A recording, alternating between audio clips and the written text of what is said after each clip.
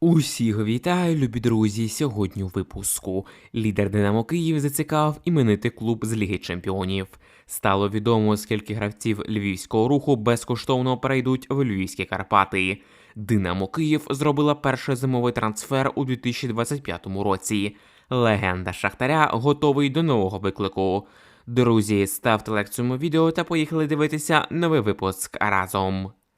Лідер «Динамо Київ» зацікавив іменитий клуб з Ліги Чемпіонів. 22-річний хавбек «Динамо» Володимир Брашко зацікавив європейський грант. До українця виявляє інтерес лісабонська Бенфіка. Португальський клуб стежив за грою Брашка у грудневому матчі Ліги Європи проти Реал Сосєдада. Керівництво Бенфіки вивчає можливість трансферу футболіста. Нагадаємо, за Бенфіку грає партнер Брашка по збірній України голкіпер Анатолій Трубін. Що стосується самого Володимира Брашка, то у цьому сезоні футболіст провів з «Динамо» 25 матчів, забив 4 голи і зробив 3 асисти. Раніше також повідомлялося, що до Брашка проявляє інтерес англійський Бормут, який спробує підписати футболіста вже взимку.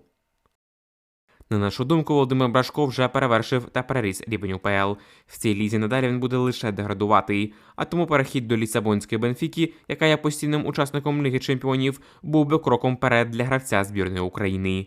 Єдине питання, чи зможе Брашко адаптуватися до футболу лісабонців, враховуючи, що команда робить великий акцент на грі з контролем м'яча, маючи у складі технічних португальців, іспанців та латиноамериканців.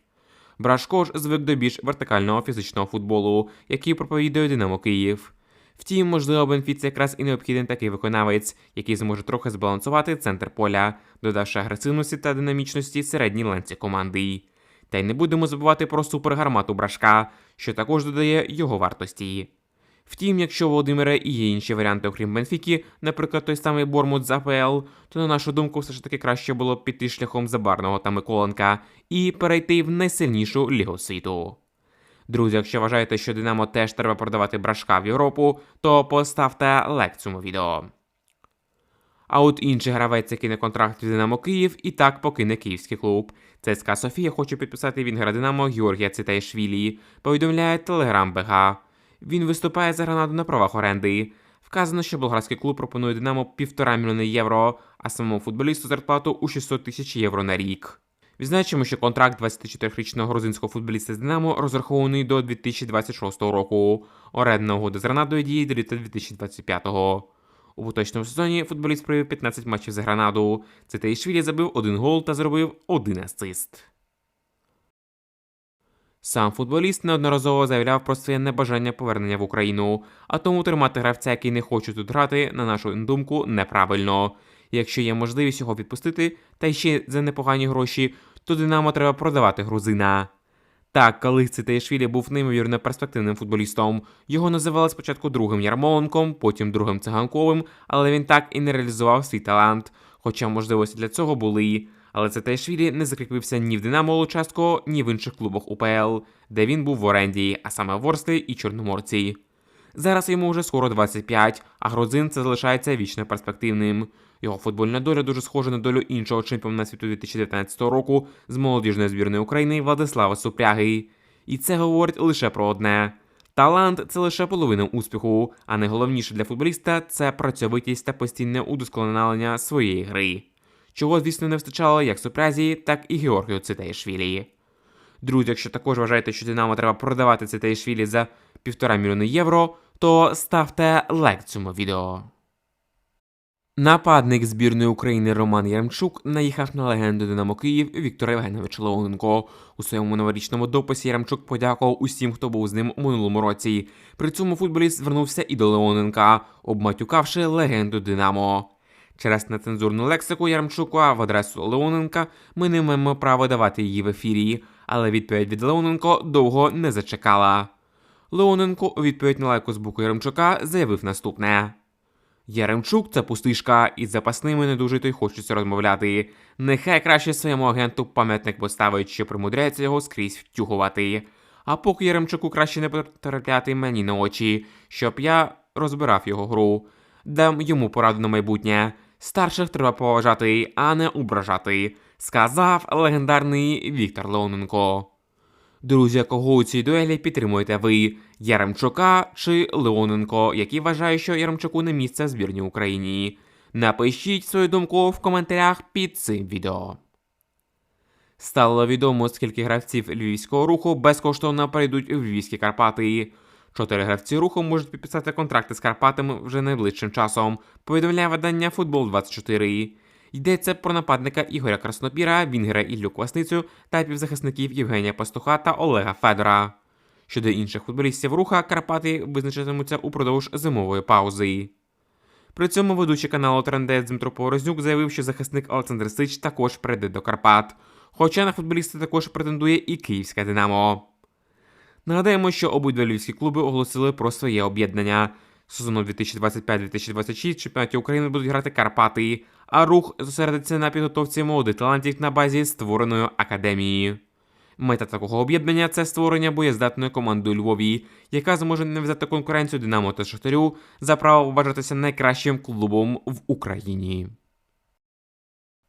Нам поки що невідомо 100% причина зникнення футбольного клубу «Рух». Можливо, власника команди Козловського дійсно є якісь фінансові проблеми. Можливо, навпаки, клуби домовилися про об'єднання добровільно і тепер сконцентруються на побудові потужної команди у Львові, яка буде загрозою не тільки для суперників УПЛ, але й на Євроарені. В будь-якому випадку Карпати отримають гарне підсилення під час зимової паузи. Краснопір – це потенційно один з найталановитіших нападників України. Квасницю неодноразово називали новим циганковим. Пастух та Федор точно підкріплять півзахист команди Лопашко. Ну а Сич – це взагалі гравець збірної України. Єдине незрозуміле, чому Карпати не бажають забрати з руху ще й Романа з Дідиком.